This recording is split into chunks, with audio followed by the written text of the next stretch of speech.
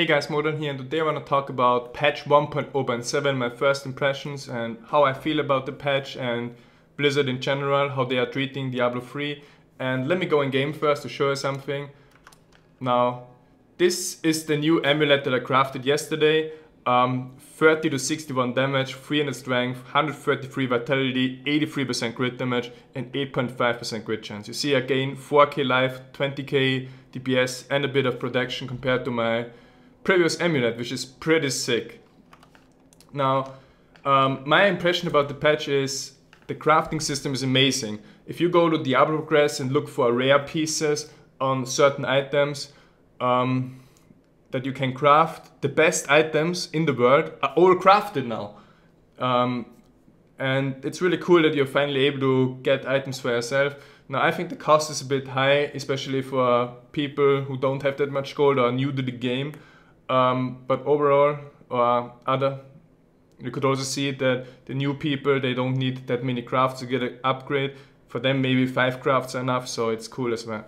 And yeah, with the patch, and what I want to say about Diablo is, in the beginning, okay, the game was pretty beta state still.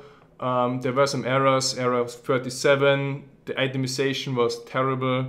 It's still not perfect, but it's much better than at launch.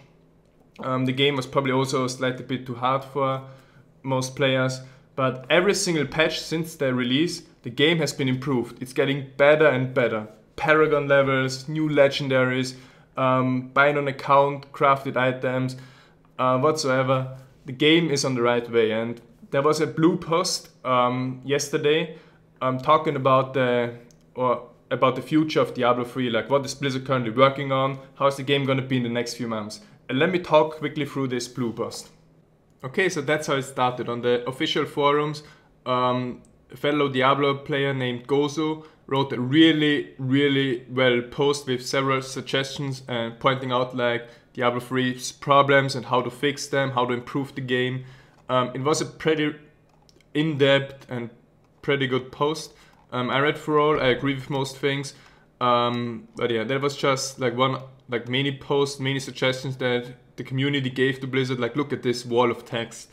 Holy cow. It goes all the way, and then section 2 starts, but before I spend even more time scrolling, I'm gonna go right to the top again.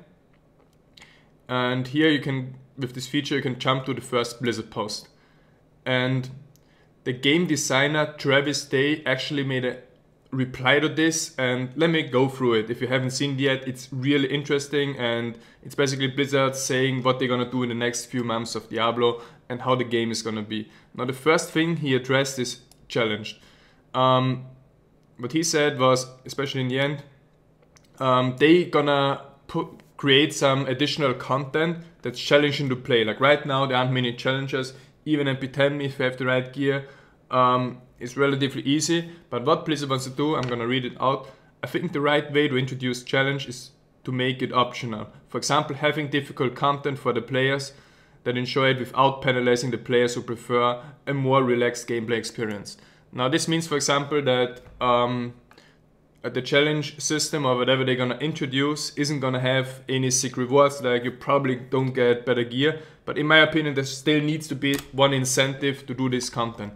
And one incentive, in my opinion, one of the best is just have leaderboards or challenge boards where you list like the best players or the players that, let's say for example, if they decide, okay, the challenge is going to be an endless dungeon that gets harder and harder the more you progress through it, then just make a leaderboard like who is the guy that was able to progress the farthest in it. Those would be really cool things. Another thing that could be, if they don't want to make or if they want to make it accessible for everyone, because that would still be a lot about gear. But what they could be thinking about, okay, in this system, everyone has the same gear. Everyone exactly gets the same gear, like maybe pre-made characters or something if you go in. And then just have the leaderboards, because then it doesn't affect the normal game at all. That would also be a really good option, but let's go to the next point. Items and the auction house. They want to improve the item system. They even said here that they wanna have less, or let's say make the legendaries more useful again.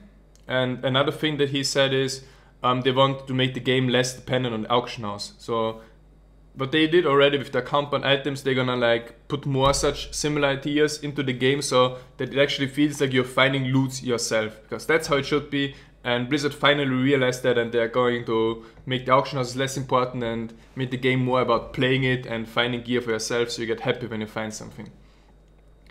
Yeah, character customization, this was already covered a few days ago. Pretty good stuff. They also want to reduce the amount of items on the ground. That's also important, so you won't see like that many items on the ground, but the items on the ground are going to be better. So as I say, they're going to improve the general quality of the items. So because there's no point to see like 1,000 blue items every run, maybe just bring it down to a few items that actually matter.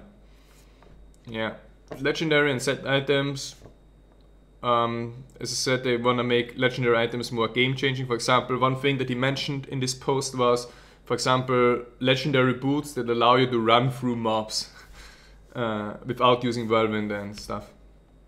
Yeah, finding your own gear, that's something I covered already above. Here, for example, how can we get players to find their own loot instead of just buying it? The crafting receipts and demonic essence are the first step to this, but that's gonna change and be a lot more. Like in the future, maybe like right now with my gear, for example, it's like that. Let's say my gear has 15 pieces, 14 pieces are from the auction house, and 1 piece I crafted my amulet. In the future, it's gonna be like 1 piece is gonna be from the auction house, and 14 pieces of gear you're gonna have found yourself.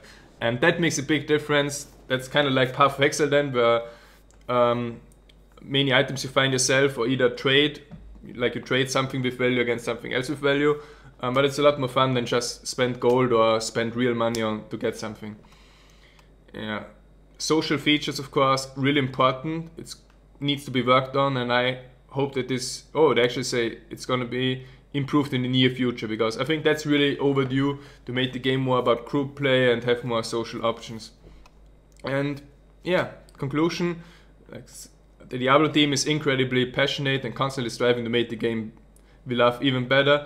And that's one reason why people like me and many others are still playing the game, because we realize how much potential this game has, and we also see that Blizzard constantly improved the game. Like patch after patch, the game gets better and better, and that's why I'm still playing it. And last thing I'm going to show you now is, I got with patch 1.0, patch 1.0.7, I crafted a new amulet, which was an upgrade for me, as I showed in the beginning, and I also was able to sell my old amulet for some little money, and that's really great about the patch. You know, patch plus crafting equals upgrade plus a bit of money. So yeah, thanks for watching. I'll be back.